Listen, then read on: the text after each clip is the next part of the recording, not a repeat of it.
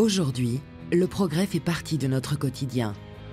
Moteur d'avion, DVD, CD, GPS, lecteur optique. Toutes ces inventions sont devenues banales. Toutes doivent pourtant leur existence aux découvertes d'un homme.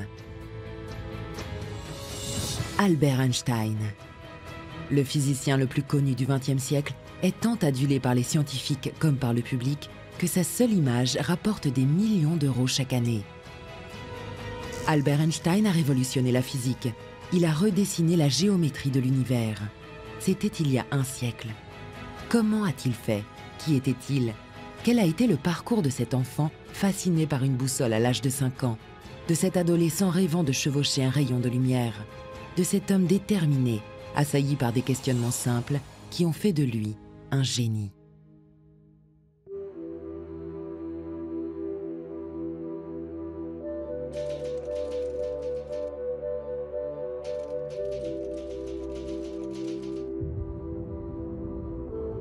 Il y avait là, au dehors, le vaste monde qui existe indépendamment des hommes et se dresse devant nous comme une énigme, grande et éternelle, mais partiellement accessible à notre perception et à notre réflexion.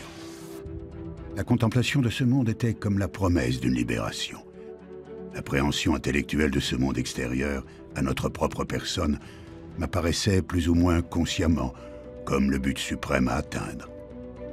Les hommes d'hier et d'aujourd'hui qui partageaient ce point de vue, ainsi que les connaissances qu'ils avaient acquises, étaient pour moi des amis que je ne perdrai jamais. Le chemin qui mène à ce paradis n'était pas aussi aisé ni aussi séduisant que celui du paradis religieux. Il s'est cependant révélé sûr, et je n'ai jamais regretté de l'avoir choisi.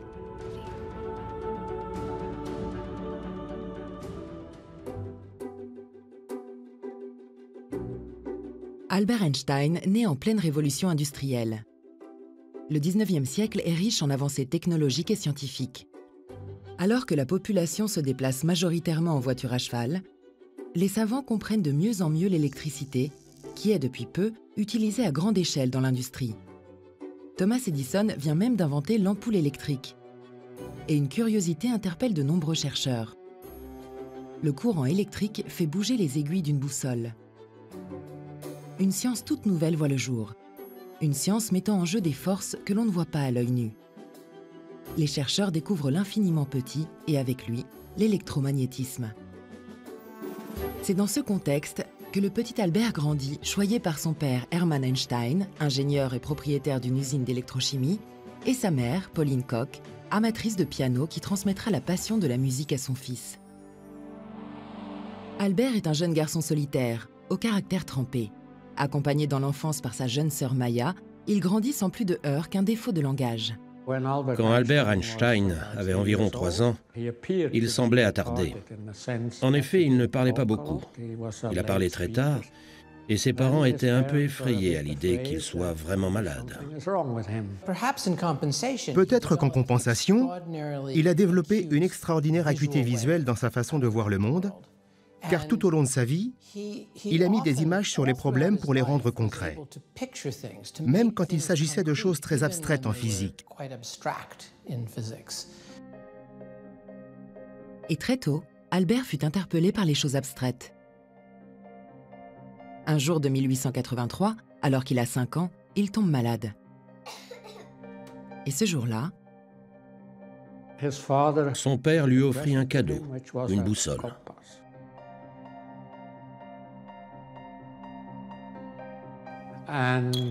Et ça a été un moment important, voire décisif dans sa vie. Je crois me souvenir que cet événement me laissa une impression profonde et durable. Il devait donc y avoir derrière les choses quelque chose de profondément caché. Dès lors, le jeune Albert passa des heures à observer avec émerveillement le comportement de cette boussole. Lorsqu'il s'interrompait, c'était pour se plonger dans la lecture d'un livre de géométrie que lui avait offert son oncle Jacob. C'est intéressant de constater que ces deux cadeaux ont en quelque sorte prédit sa vie entière. D'un côté, la compréhension de l'électricité et du magnétisme, et de l'autre, il a terminé en changeant toute notre conception de la relation de la géométrie au monde. S'il est intrigué dès le plus jeune âge par les mystères que peut offrir le monde qui l'entoure et la géométrie, le jeune Albert n'en aime pas pour autant l'école. En fait, il lui voue même une véritable aversion.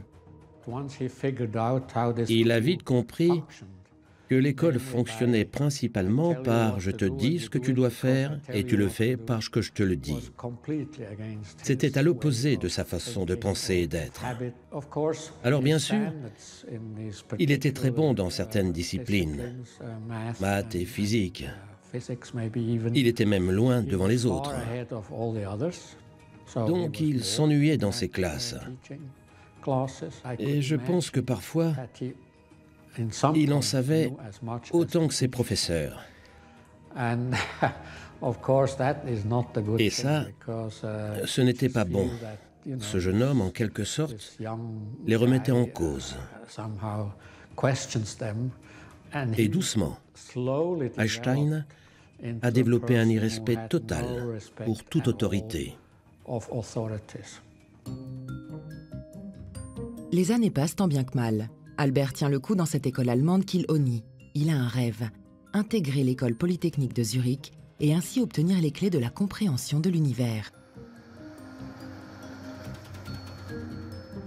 Mais l'entreprise d'électrochimie de ses parents périclite et il décide de partir monter une nouvelle affaire à Milan. Il confie alors leur fils à des proches. À 14 ans, le jeune Albert a déjà beaucoup appris par lui-même et suit des cours au gymnasium, le lycée allemand. C'est un enfant déterminé qui ne s'en laisse pas compter. Une fois ses parents à Milan, il réussit à convaincre ses professeurs de le laisser partir. Car il voulait quitter cette école qu'il détestait. Et alors, il a acheté un billet pour Milan et a voyagé tout seul jusqu'à là-bas. Et il est arrivé devant ses parents et a dit « Je suis là ». Et évidemment, ça a été terrible. La question a été « Que fait-on maintenant ?» Parce qu'il n'avait pas de diplôme de fin d'études. Et il ne pouvait donc pas entrer à l'université. Tout leur projet, évidemment, s'effondrait. Si Albert est heureux de s'être enfin débarrassé de l'école allemande, il n'a pas réalisé que ses chances d'entrer à l'école polytechnique se sont ainsi évanouies. Hermann et Pauline sont désespérés. Que vont-ils bien pouvoir faire de leur fils? C'est alors qu'une alternative s'offre à eux. Il y aurait une école en Suisse, à Aarau, qui pourrait permettre à Albert d'obtenir l'Abitur, l'équivalent du baccalauréat, seul moyen de pouvoir entrer au Polytechnicum de Zurich.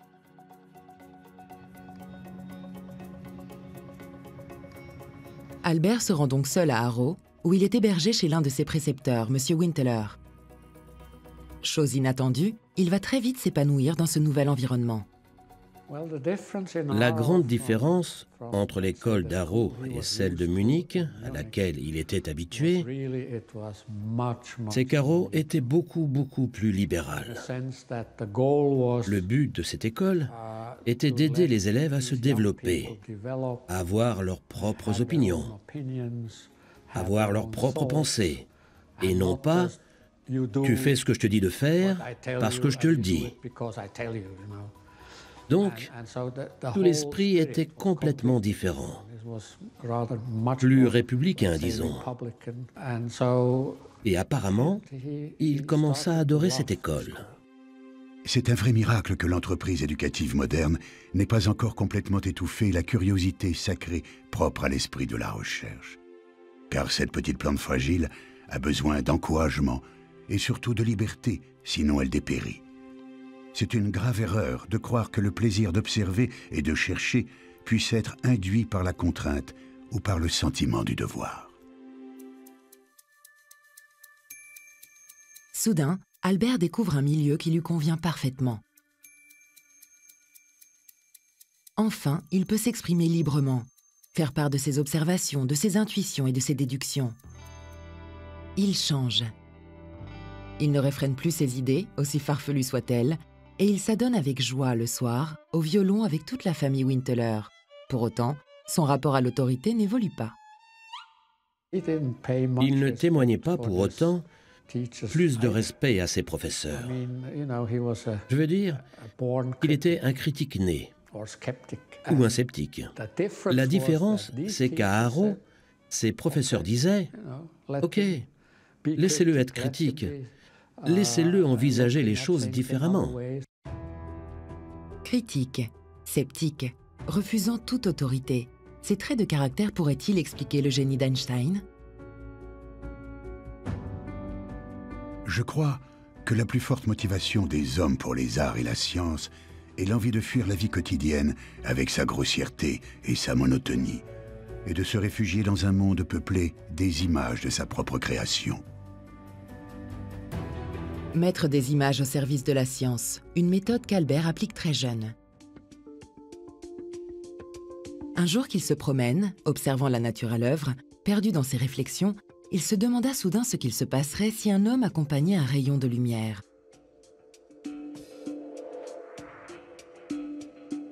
Il a fait cette expérience de pensée, il se dit, bon, la vitesse, j'ai un faisceau lumineux qui va à la vitesse de la lumière, et si moi, je me mets en chemin parallèlement à ce faisceau lumineux, si je me mets à cheval sur un rayon lumineux, disons pour prendre une image, comment est-ce que je vais voir les autres rayons lumineux? Moi, les autres, tous vont à la vitesse de la lumière. Et il réalisa que s'il faisait ça, il ne verrait plus la lumière, car cette lumière serait figée. Et de la lumière figée, ça n'existe pas. Donc, qu'est-ce qui ne va pas avec ma façon de penser? Si cela n'est pas possible pour Albert, c'est tout simplement parce qu'il sait que le rayon de lumière devrait se comporter selon les règles de la mécanique classique établies par Galilée au XVIIe siècle. Si on se trouve dans un train et que parallèlement à notre voie, il y a un autre train, si les deux trains roulent en même temps à vitesse constante et en ligne droite, sans aucun repère extérieur, il est impossible de dire que les trains sont en mouvement l'un par rapport à l'autre. Vus d'un train ou de l'autre, ils semblent tous les deux à l'arrêt. C'est ainsi qu'il en déduit qu'en chevauchant son rayon de lumière, il devrait voir l'autre rayon à l'arrêt. Mais dans ce cas, il n'y aurait plus de lumière, puisqu'il était admis que la lumière est une onde qui se propage à une vitesse constante, quelle que soit sa direction. Cette réflexion ne le quitte plus. À la fin de l'année, Albert obtient son diplôme et est accepté à l'école polytechnique de Zurich. Il est heureux. Passionné par la lumière et par le magnétisme depuis tout petit, il va enfin obtenir des réponses. Mais c'est la déception qui l'attend. Il réalise qu'encore une fois, ce qui l'intéressait vraiment, la physique théorique moderne, n'était pas enseigné du tout, car il s'agissait pour cette école de former des ingénieurs ou des enseignants. On apprend aux ingénieurs, c'est comme cela que ça se fait, c'est comme ça que l'on calcule. C'est un bâtiment, ça doit rester droit. Mais pour Einstein, la question était pourquoi le bâtiment tient droit? Et pourquoi fait-on ces calculs? C'était ça qui l'intéressait beaucoup plus. Einstein était un jeune homme très ambitieux. Dès ses études universitaires à l'école polytechnique de Zurich, il séchait les cours de certains de ses professeurs parce qu'il jugeait que ça ne parlait pas de choses assez à la pointe de la physique, et il allait étudier les derniers articles parus de certains des meilleurs scientifiques de l'époque. Albert cherche toujours désespérément à résoudre ce qui ne va pas dans sa chevauchée du rayon lumineux. Il se plonge dans la lecture de James Clerk Maxwell. Il découvre ainsi qu'en 1864, ce dernier a mis au point des équations expliquant comment électricité et magnétisme interagissent. La matière est composée de particules chargées positivement et négativement. Ces charges électriques, en se déplaçant, engendrent un courant électrique. Or, une particule chargée crée autour d'elle un champ électrique. Si cette particule est en mouvement, et si elle oscille, un champ magnétique est engendré. Selon la théorie de Maxwell, la variation avec le temps d'un champ électrique et d'un champ magnétique engendre une onde électromagnétique qui se propage dans l'espace vide à une vitesse constante qui est celle de la lumière. 299 792 458 mètres par seconde. De plus, La propagation des ondes électromagnétiques, et donc de la lumière, résulte de la vibration de l'éther, une substance imaginée comme le support physique des champs et qui serait sans poids, transparent, sans frottement. L'éther occupait l'espace absolu de Newton, le vide. Il paraissait nécessaire aux physiciens du XIXe siècle car il fournissait un support à la propagation de la lumière, tout comme l'air permet au son de se propager ou l'eau à la vague.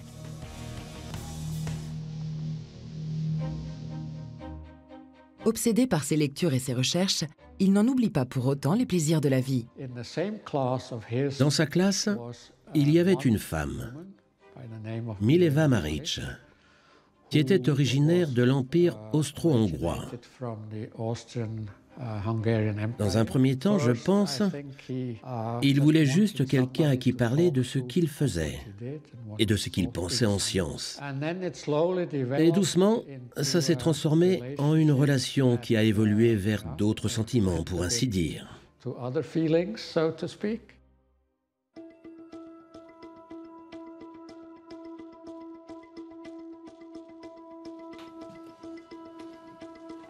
Albert est heureux, mais préoccupé. Les théories du grand Maxwell, père fondateur de l'électromagnétisme, lui posent problème.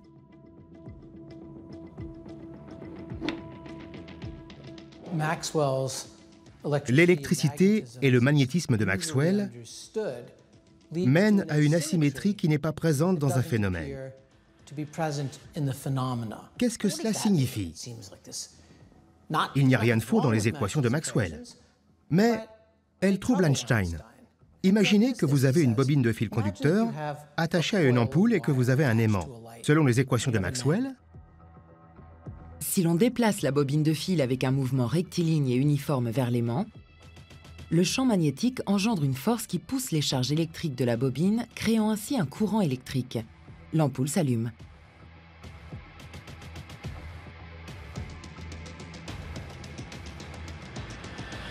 Mais si c'est au contraire l'aimant que l'on déplace vers la bobine de fil, cette fois-ci, lorsque le champ magnétique approche de la bobine, un champ électrique se crée. C'est ce champ électrique qui met les charges électriques en mouvement, créant ainsi un courant qui allume l'ampoule. deux explications complètement différentes. Un fait. C'est le genre de choses qu'Einstein haïssait. Einstein commençait toujours ses articles par ce genre d'asymétrie bizarre. Vous pensez qu'il y a deux explications? Je vais vous montrer qu'il n'y en a qu'une. Mais pour cela, il lui fallait trouver la raison de cette asymétrie. À son habitude, lorsqu'un problème le préoccupe, Albert aime à flâner dans la campagne zurichoise. Et si c'était l'éther le problème? Ce support que l'on a en quelque sorte créé, car comme cette onde sur l'eau, on pensait que la lumière avait besoin d'un support pour se déplacer dans l'espace absolu.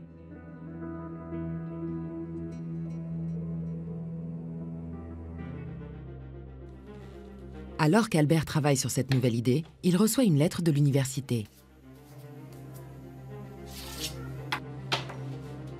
Il a obtenu son diplôme, mais cela n'est pour lui qu'une formalité qui sanctionne un examen absurde. Pour lui, ça n'avait pas de sens de lui demander de répéter ce qu'on lui avait enseigné. Bien sûr, je peux répéter. Mais la vraie question, c'est qu'est-ce que je pense de ça? Comment je l'interprète? D'ailleurs, ce qu'il souhaite avant tout, c'est une place à un poste universitaire, un travail qui lui permette de se consacrer entièrement à la recherche, à ses réflexions. Une seconde lettre lui apprend que justement, ce poste à l'université de Zurich lui est refusé. C'est une période difficile qui commence. Après qu'il eut fini ses études, peut-être à cause de son attitude rebelle envers les autorités, il ne parvient pas à trouver un travail où que ce soit. Il était incapable d'obtenir un poste à l'université en tant qu'assistant, ni même en lycée. Il a fait de nombreuses tentatives. Il a essayé de donner des cours particuliers à des étudiants. Et ça a marché un tout petit peu. Donc, vraiment, il était pratiquement affamé. Albert est anéanti, humilié. La personne pour laquelle ça a été sans doute le plus tragique était le père d'Einstein. Avoir un fils qui ne réussissait pas, alors que c'était sa vocation, qu'il était doué pour ça, à rentrer dans le monde académique, à tel point que le père a même écrit des lettres à des grands scientifiques en les suppliant d'essayer de prendre son fils comme assistant. Ça devait être dur pour le père. Albert ne renonce pas. Il postule et postule encore, en Suisse, en Allemagne. Et pour oublier ses ennuis, il se plonge dans ses recherches scientifiques ou joue du violon. Mais le sort s'acharne sur lui.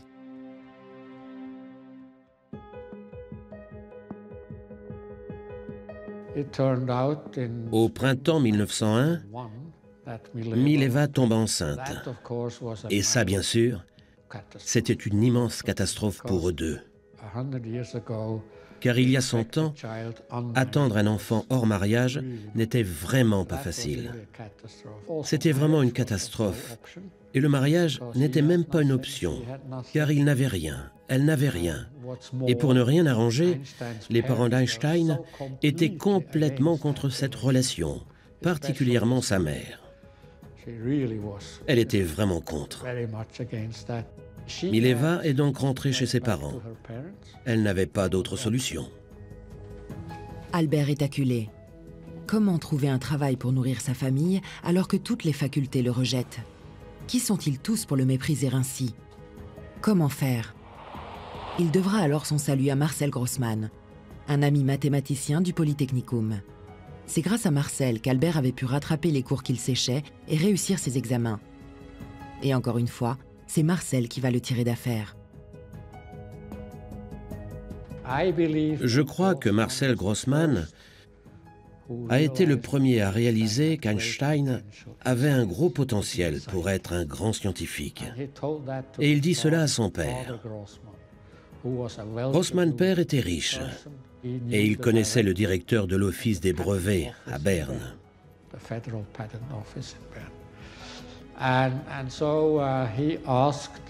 Il lui demanda donc de le prévenir s'il engageait de nouvelles recrues. Il préviendrait alors l'ami de son fils, Einstein. Quelques mois plus tard, Albert peut postuler. Certain d'obtenir le poste, il se rend à Berne. Mileva a accouché d'une petite Liserle le 4 février 1902. Tu vois, c'est finalement bien une petite Liserle comme tu le souhaitais. Elle est en bonne santé? Crie-t-elle comme il faut? Comment sont ses petits yeux?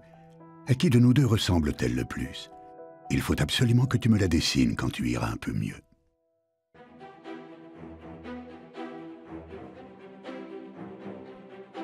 À Berne, Albert parvient à donner quelques cours particuliers qui lui permettent de mettre un peu d'argent de côté et de louer un appartement pour accueillir sa famille. Enfin, en juin 1902, il prend ses nouvelles fonctions au bureau de la propriété intellectuelle de Berne et, à sa grande surprise, il adore ce travail qui n'a pourtant rien d'académique. Einstein était ravi d'avoir ce travail. Il l'adorait. Il adorait chacun de ses aspects. Et je pense qu'il prenait beaucoup de plaisir à étudier ses brevets.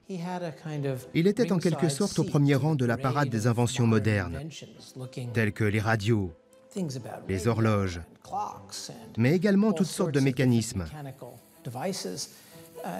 Et le directeur de l'Office des brevets lui avait enseigné d'être extrêmement critique, de ne pas prendre le point de vue de l'inventeur. Et cela devait lui convenir à merveille. Si le 19e siècle, avec la maîtrise de l'électricité et les avancées de l'électrodynamisme, a contribué au développement industriel, il en est de même avec l'invention de la locomotive et des machines à vapeur. Les réseaux ferrés se développent à travers le monde, amenant leur lot de problématiques. Il y avait des trains qui voyageaient à travers la Russie, le Canada, les États-Unis, l'Europe, et qui traversaient les vastes structures d'est en ouest. À cette époque, chaque petite ville avait sa propre heure. Donc, quand le train arrivait, vous aviez toujours la question suivante. Si le train part à 2h36, quelle 2h36? Les 2h36 de la ville? Les 2h36 d'où le train est parti? Les 2h36 d'où le train se rend? Cela devenait très déroutant. Mais ça allait encore tant que vous n'aviez qu'un train qui circulait. Mais qu'arrive-t-il quand deux trains se croisent?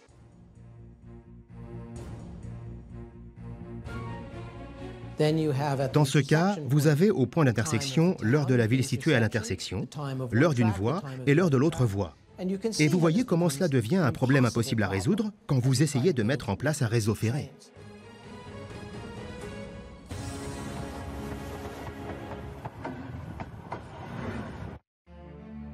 Albert est désormais aux premières loges des grandes préoccupations pratiques de son siècle. La chance tourne enfin. Non seulement il gagne correctement sa vie, mais il est également stimulé par les idées créatrices des inventeurs et il peut réfléchir aux problèmes scientifiques qui le préoccupent.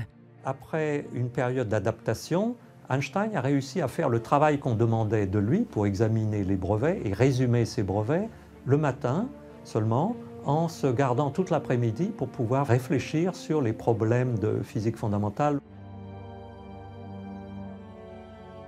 Ainsi comblé, il peut enfin se marier avec Mileva qui le rejoint. Mais sans Liserle, leur petite fille. A-t-elle été adoptée? Est-elle morte des suites d'une maladie? Personne ne sut jamais ce qu'il advint d'elle. Albert n'en parlera plus jamais et ne laissera rien paraître. Comme à son habitude, il se réfugie dans le travail et aime à retrouver ses amis Konrad Abicht et Maurice Solovin pour des échanges aussi bien littéraires que musicaux. Ce club de lecture qu'ils appelaient Academia Olympia a joué un rôle important pour Einstein. Il ne discutait pas équations, il ne discutait pas quel est le dernier résultat technique qu'il faudrait améliorer, mais il discutait qu'est-ce que c'est que l'espace, qu'est-ce que c'est que le temps, qu'est-ce que c'est qu'une loi physique, quels sont les fondements du principe d'induction en philosophie expérimentale. Et ça a donné sans doute une grande liberté d'esprit à Einstein pour renouveler les concepts fondamentaux de la physique. Einstein est torturé, assailli de pensées. Finalement, qu'est-ce que le temps? Ce temps qui passe inexorablement et qui ne lui offre pas de solution à ses problèmes. Pourquoi la théorie de la relativité de Galilée lui indique que son rayon de lumière serait à l'arrêt? C'est une chose impossible. Et pourquoi deux mêmes phénomènes auraient deux explications différentes? Impossible aussi.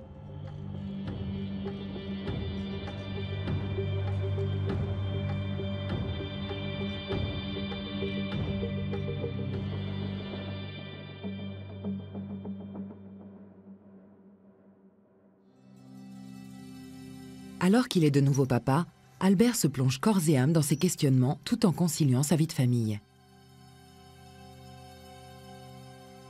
Reprenons. Si je pose ce que dit Maxwell, le père fondateur de l'électromagnétisme, la vitesse de la lumière est, si on l'arrondit, constante à 300 millions de mètres par seconde. Est-ce qu'un rayon de lumière me semblerait immobile si je voyageais à côté de lui? Les principes de la physique édictés par Galilée puis par Newton me disent qu'il n'existe qu'un espace absolu, qu'un temps absolu, que le temps et l'espace sont des données fixes et universelles, ce qui implique que les distances sont également absolues. Je peux ainsi calculer des vitesses. Si je vois un train qui avance en ligne droite à une vitesse régulière, ce train va à la vitesse de 5 mètres par seconde. Si je suis dans ce train, sans repère extérieur, je ne perçois pas que j'avance, j'ai l'impression d'être à l'arrêt. Si alors je lance une balle, qui va à la vitesse de 1 mètre par seconde, si je suis à l'extérieur du train, la balle va en fait à 1 plus 5 mètres par seconde. C'est le théorème d'addition des vitesses. Mais si j'applique la même règle à mon rayon de lumière, mon train va toujours à la vitesse de 5 mètres par seconde. Si je suis dans ce train et que j'envoie un rayon lumineux, ce rayon lumineux va à la vitesse de 300 millions de mètres par seconde. Mais si je suis à l'extérieur du train, le rayon lumineux va aller à la vitesse de 300 millions de mètres par seconde, plus 5 mètres par seconde. Dans ce cas, la vitesse de la lumière n'est pas constante. Ce n'est pas possible. Agacé, il rentre chez lui et s'enferme dans son bureau. Le lendemain, alors qu'il se promène dans les Hauts de Berne avec son ami Michael Ebesso, comme à son habitude, il l'entretient de ses dernières réflexions. Il n'avait pas besoin des autres pour être créatif, mais il avait besoin d'eux comme caisse de résonance. Et toute cette atmosphère, son cerveau constamment stimulé, tout ça était d'un très grand soutien. Et sa question fut la suivante. Newton et Galilée pourraient-ils s'être trompés? Impossible, lui répond Besso. La cinématique galiléenne est la base depuis 200 ans. Mais Albert n'est déjà plus avec son ami. Au loin, il aperçoit un clocher et une autre question lui vient à l'esprit. Est-ce que deux événements qui se déroulent au même instant pour un observateur sont également simultanés pour un autre observateur situé en un autre lieu? Bessot reste sans voix tant la réponse lui semble évidente. On pensait très bien connaître les idées fondamentales de l'espace et du temps. Et depuis Newton, tout le monde pensait savoir ce qu'était le vrai espace et le vrai temps, et que la simultanéité absolue, deux événements qui se déroulaient au même moment, était la même pour tout le monde. Albert ne pense plus qu'à ce problème. Ce n'est que le lendemain, à la suite d'une nuit agitée, qu'il se réveille empreint d'une excitation sans nom. Et soudain, Einstein affirme que la lumière lui est apparue et qu'il savait comment le résoudre. En fait, la simultanéité n'existe pas, ou du moins elle existe uniquement si deux événements se produisent dans un même lieu. Or, lorsqu'Albert regarde l'heure sur le clocher, il est dans un lieu différent, à distance d'une autre personne qui se trouverait juste en bas du clocher. Albert voit que l'horloge indique 5 heures. La même heure que doit voir l'autre homme, a priori au même moment. Ces deux événements semblent simultanés. Cela est vrai si l'on omet le fait que pour qu'Einstein perçoive l'heure, il a fallu que la lumière lui transmette l'information. Or, la lumière parcourt 300 millions de mètres en une seconde. Einstein étant à 5000 mètres de l'horloge, la lumière a mis 1667 centaines de millionièmes de seconde pour lui transmettre l'information. Tandis que l'observateur situé à 5 mètres a obtenu l'information en 2 centaines de millionièmes de seconde. L'observateur situé en bas du clocher a reçu l'information avant Albert. Les deux observateurs ont donc vu l'heure à quelques centaines de millionièmes de seconde de différence. Si cette différence est infime, voire ridicule à taille humaine, elle est énorme à l'échelle de l'univers et se révèle capitale pour une industrie qui se développe à toute vitesse et qui a besoin de mesures précises.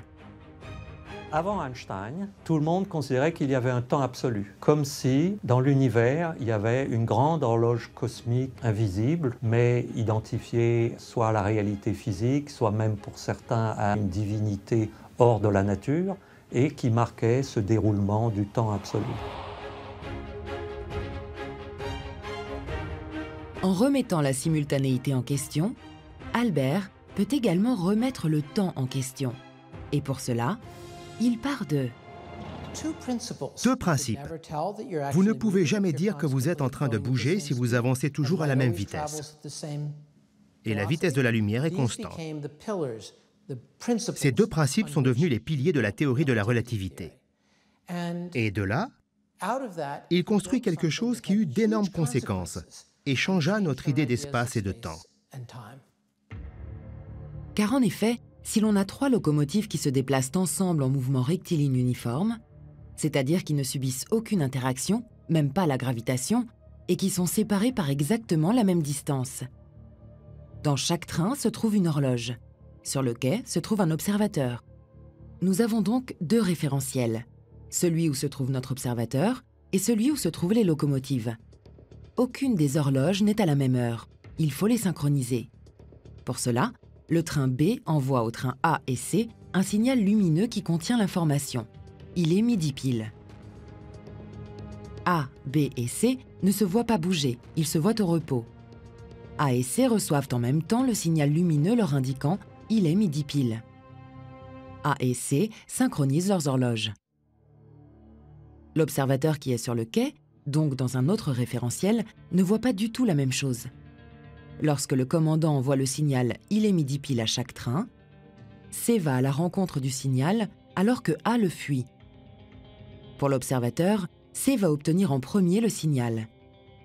L'horloge C va donc indiquer midi, tandis que l'horloge A indiquera encore 16h30. Dès que le signal atteint A, l'horloge A indiquera midi pile. Mais l'horloge C aura avancé du temps nécessaire à A pour recevoir le signal. Les 2 événements ne sont pas simultanés pour l'observateur. L'horloge qui est devant sera en retard sur l'horloge qui est derrière. Les horloges ne sont pas synchronisées. Donc 2 horloges au repos dans un référentiel peuvent être synchronisées, mais dans un autre référentiel où elles sont en mouvement, elles ne sont pas synchronisées. C'est-à-dire la simultanéité, elle dépend de la position et de l'état de mouvement où vous êtes. Et c'est ça dont la mécanique classique ne tenait pas compte.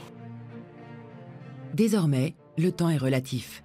Et qu'en est-il de l'espace, des équations de Maxwell, de cette bobine de fil et de cet aimant dont les réactions s'expliquent différemment selon le point de vue duquel on se place?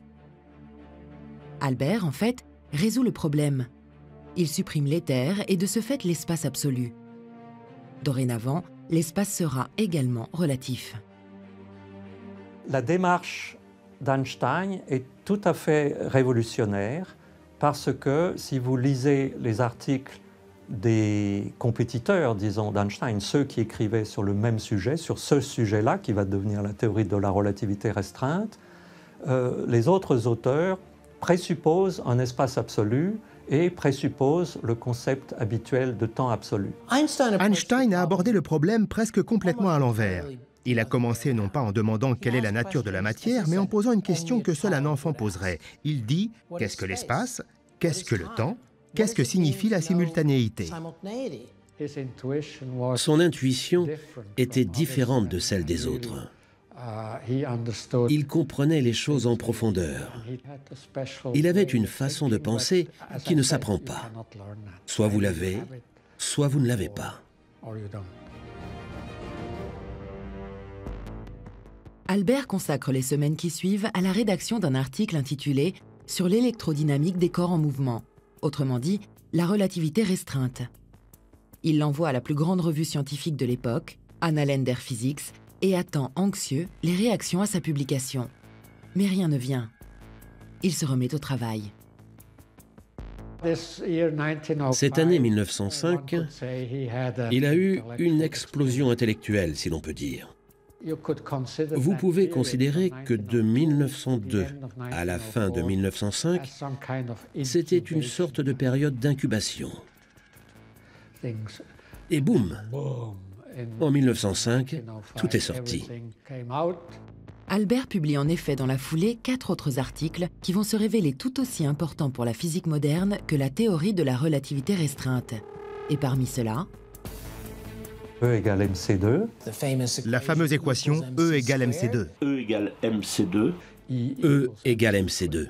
Cette formule nous dit que la matière que l'on considérait depuis Lavoisier comme étant permanente, puisqu'on savait que rien ne se perd, rien ne se crée, mais tout se transforme. Ainsi, si un glaçon fond, la quantité de liquide récupérée aura la même masse que le glaçon, tout comme la vapeur d'eau aura la même masse que l'eau avant son évaporation. Ça veut dire que la notion fondamentale que depuis des siècles la matière était quelque chose de pérenne, de permanent, devenait fausse, puisque avec Einstein, la matière peut se dissiper, peut se transformer en énergie, ce qui change profondément le concept de matière. Albert lui-même s'interroge sur sa découverte. Il écrit ainsi à son ami Konrad Habicht. Il m'est tout à coup venu à l'esprit que le principe de relativité associé aux équations fondamentales de Maxwell implique que la masse d'un corps est une mesure directe de l'énergie qu'il renferme. La lumière transfère la masse. C'est une pensée amusante et séduisante, mais je n'ai aucun moyen de savoir si le bon Dieu ne me mène pas en bateau en se riant de moi. Pour arriver à cette conclusion, Einstein considère un corps qui émet des rayons lumineux dans toutes les directions. Or, on sait que la lumière possède une certaine énergie. Par conséquent, ce corps, lorsqu'il émet de la lumière, perd de l'énergie. Einstein trouve qu'à chaque fois que ce corps perd de l'énergie, il perd nécessairement une certaine quantité de masse. En généralisant ce résultat théorique, il en conclut que toute masse renferme une énorme quantité d'énergie qui se calcule par sa masse multipliée par la vitesse de la lumière au carré, E égale mc2.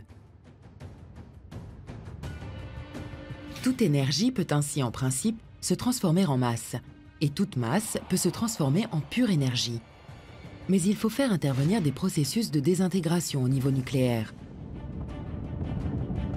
C'est ce principe qui sera mis en application des années plus tard dans la bombe dite atomique. 1 gramme de matière libère alors une énergie capable de raser des villes entières.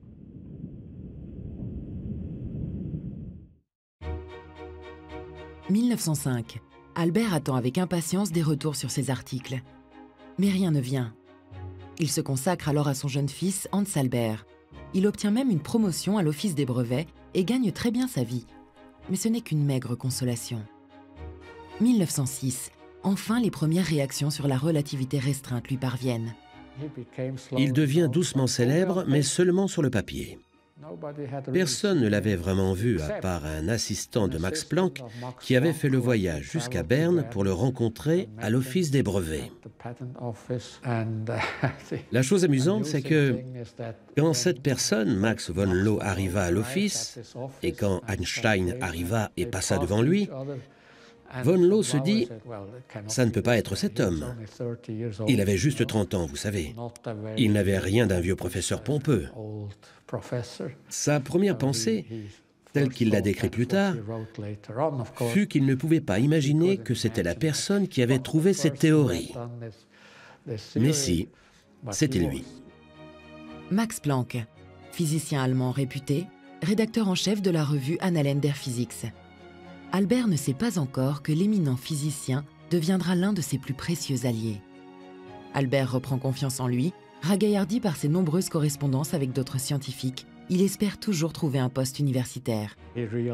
Il réalise ce qu'il a fait. Il commence à se dire « Avec tout ce que j'ai fait, c'est beaucoup plus que ce que les professeurs de l'université de Berne ont fait. Et eux, ils enseignent. Quelque chose ne va pas. » Dans le même temps, il reprend ses recherches, obsédé par une question, la gravitation. Et si cela le préoccupe, c'est à cause de la relativité restreinte. Sa propre théorie a un défaut. Elle s'applique uniquement à un univers de corps se déplaçant à une vitesse constante dans un espace vide, sans gravitation. Einstein voulait simplifier le monde. Il voulait formuler les lois de la physique de façon à ce qu'elles ne dépendent pas d'un état de mouvement particulier comme l'accélération. Il pensait que les lois de la physique devaient être valables, quelle que soit la perspective selon laquelle on se plaçait. Une même théorie devrait donc pouvoir s'appliquer dans tous les univers. Il lui faut généraliser la théorie de la relativité restreinte. Mais comment faire ? Un jour de 1907, nous sommes toujours à l'Office des brevets. Il regarde par la fenêtre et voit un ouvrier réparer le toit d'un bâtiment juste à côté. Et il a alors une pensée terrible. Il se dit, que se passerait-il si l'ouvrier tombait du toit à travers l'air et qu'il y avait son marteau? Il ressentirait le monde comme s'il n'y avait pas du tout de gravité. Et cela signifie alors que l'accélération, quand vous tombez, vous allez de plus en plus vite, annule la gravité. Einstein imagine alors un ascenseur dans lequel se trouve un homme. Si cet ascenseur tombe en chute libre, pendant un instant, la personne va avoir l'impression de flotter, comme s'il n'y avait pas de gravitation, avant de se sentir attiré par le sol à cause du champ gravitationnel terrestre. Si ce même ascenseur se trouve dans l'espace, là où il n'y a aucun champ gravitationnel, l'homme va flotter. Et si l'ascenseur est soudain tiré par le haut, l'homme va soudainement toucher le sol de la cabine. Pour l'homme à l'intérieur de cette cabine, à ce moment précis, rien ne peut lui indiquer s'il est dans un champ gravitationnel ou dans un champ d'accélération. Einstein pensait qu'il y avait une équivalence entre la gravité et l'accélération, et que la gravité n'était en fait rien de plus qu'une autre forme d'accélération. Il appela cela la pensée la plus heureuse de sa vie. Et c'est aussi une simplification. Deux choses deviennent une seule. Gravité et accélération sont maintenant une seule et même chose. Mais que faire de cette équivalence? Est-ce que cela pourrait permettre à Albert de trouver comment agit la gravitation? Voilà une question intéressante, qui va le mener à la théorie de la relativité générale. Octobre 1909. Albert est enfin connu et reconnu. Il est accepté comme enseignant à l'université de Zurich et il va pouvoir se consacrer uniquement à ce qui le passionne. Et il ne manque pas de s'intéresser à de nombreux sujets scientifiques, parfois à des moments bien surprenants. Il était invité à donner une conférence à la plus importante rencontre de physiciens à cette époque en Europe. C'était l'occasion d'être sur scène. On lui demanda d'expliquer la théorie de la relativité restreinte. Et il répondit, « Vous savez, je pense que tout est clair et qu'il n'y a pas grand-chose à discuter. Je préférerais discuter de quelque chose que je ne comprends pas et que vous non plus, vous ne comprenez pas. C'est le problème des radiations que nous devons résoudre. » Et personne n'a compris ce qu'il disait. Il ne proposait pas de solution, il a juste dit « Regardez, il y a un problème, j'y réfléchis, pourquoi pas vous ?» C'est empreint de tant de questionnements qu'il commence à entrevoir la façon dont les éléments constitutifs de la généralisation de la théorie de la relativité vont se mettre en place. Avant Einstein, l'espace était quelque chose de rigide, rien ne pouvait le modifier. Dans cette théorie, l'espace est un milieu élastique, quelque chose que l'on peut déformer. Donc Einstein nous dit que la masse, l'énergie, par E égale mc2 des corps, change la géométrie autour d'eux. Depuis Newton, on savait qu'un corps qui se déplace dans le vide, sans subir aucune interaction, avance à vitesse constante sur une trajectoire rectiligne. Pour modifier ce mouvement rectiligne uniforme, il faut qu'une force entre en action. Ici, c'est la force gravitationnelle du Soleil qui s'exerce sur la Terre. Il semblait donc établi que la Terre tournait autour du Soleil à cause de la force gravitationnelle exercée par le Soleil sur la Terre. Pour Einstein, il n'y a plus de force gravitationnelle. C'est la masse du Soleil qui déforme l'espace-temps, un milieu élastique. La Terre suit alors une trajectoire qui est la plus droite possible dans cet espace déformé. Mais à proximité du Soleil, la déformation de l'espace-temps imposée par la masse du Soleil fait que la Terre a l'air de suivre une trajectoire courbe. Dorénavant, la masse change donc l'espace et le temps. Mais passer de l'idée à la concrétisation de cette théorie n'est pas si simple. Albert va consacrer tout le temps disponible à ce problème sans grand soutien. Pour la majorité des scientifiques, la question de la gravitation est réglée depuis Newton. Alors pourquoi s'y attarder? Comme à son habitude, Albert s'entête. Il a tellement d'exigences pour cette nouvelle théorie qu'il n'arrive pas à les mettre tous ensemble. Et c'est ça qui était techniquement très difficile. Et en plus, il n'y avait pas les outils mathématiques complets qui étaient nécessaires à Einstein. Son ami Grossman lui prête encore une fois main forte, mais cela ne suffit pas. Quels sont ces nouveaux outils qui vont lui permettre de construire cette théorie? Comment les trouver en étant de plus en plus isolé? Car entre-temps, la guerre a éclaté. À Berlin, pendant la guerre, dans les années 1914-1915, la plupart de ses collègues, et certains des plus prestigieux, comme Max Planck, Nernst, Fritz Haber, sont des patriotes convaincus qui veulent la victoire de l'Allemagne et qui font tout pour. Einstein, en revanche, il est pacifiste, convaincu, et donc il considère qu'il est entouré de fous, de ces militaristes à tout crin. Donc ça doit couper encore plus les communications avec ses collègues. Donc Einstein s'enferme dans sa bulle. 1915, 8 ans ont passé. Albert se consacre maintenant nuit et jour à ses recherches. Ça a été la plus dure période de travail de toute sa vie. Plus dure qu'en 1905. Mais il résout le problème finalement. Il a été capable d'y voir clair et de trouver une explication complète de la gravité. Une explication qui pouvait remplacer complètement celle de Newton. Et ça a été, je crois, le plus grand moment de sa carrière, peut-être même l'apogée de sa carrière, et de bien des façons de la physique moderne. Il réalisa que bien qu'il s'agisse d'un travail intellectuel, il subissait, comment dire, vraiment un très grand stress. Un stress presque physique. Dans ce sens, ce fut avant tout une performance intellectuelle de premier ordre. Mais, je ne veux pas exagérer, ça l'a presque tué. Albert, très affaibli, a enfin réussi à mettre l'univers en équation.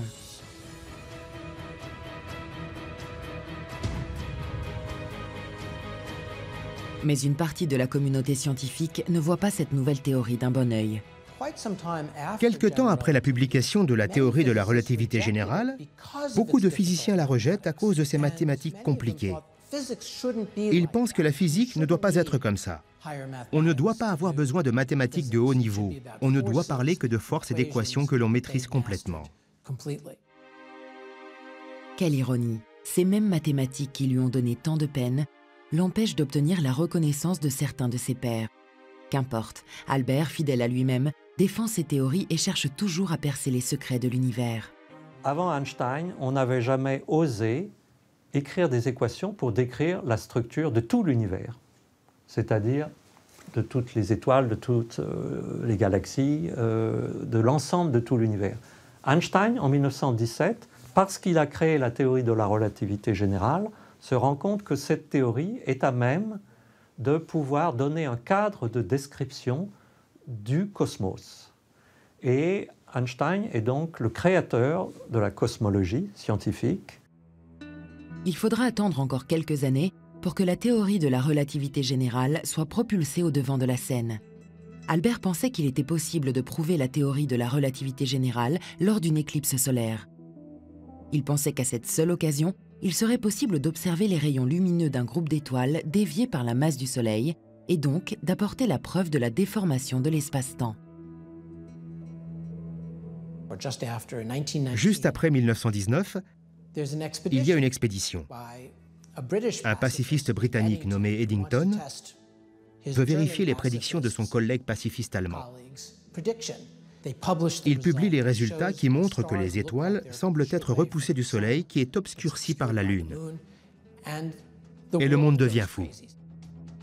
Il y a eu une annonce dramatique à la Société royale des sciences de Londres, dans laquelle les Anglais, alors qu'ils sortaient d'une guerre meurtrière avec les Allemands, annonçaient que la plus grande théorie créée par le plus grand génie anglais depuis des siècles, Newton, était mise à bas par une théorie créée par un Allemand, le peuple ennemi que l'on venait de battre. Soudain, Einstein est en couverture de tous les journaux à travers le monde. Les titres disent « Le ciel expliqué, les étoiles sont courbées ». C'est un moment extraordinaire de ceux qui captivent les gens épuisés et traumatisés par la guerre. Soudain, ils peuvent regarder quelque chose dans les cieux. En une seule nuit, Einstein devient le plus grand physicien, le plus célèbre physicien au monde. C'est finalement en 1921 qu'Albert recevra le prix Nobel pour une découverte d'une tout aussi grande importance et rédigée également en 1905. L'effet photoélectrique. Mais c'est une autre histoire. Vous vous imaginez que je regarde l'œuvre de ma vie avec une calme satisfaction? Mais vu de près, il n'en est rien. Il n'y a pas un seul concept dont je sois convaincu qu'il résistera. Et je me demande même si je suis sur la bonne voie.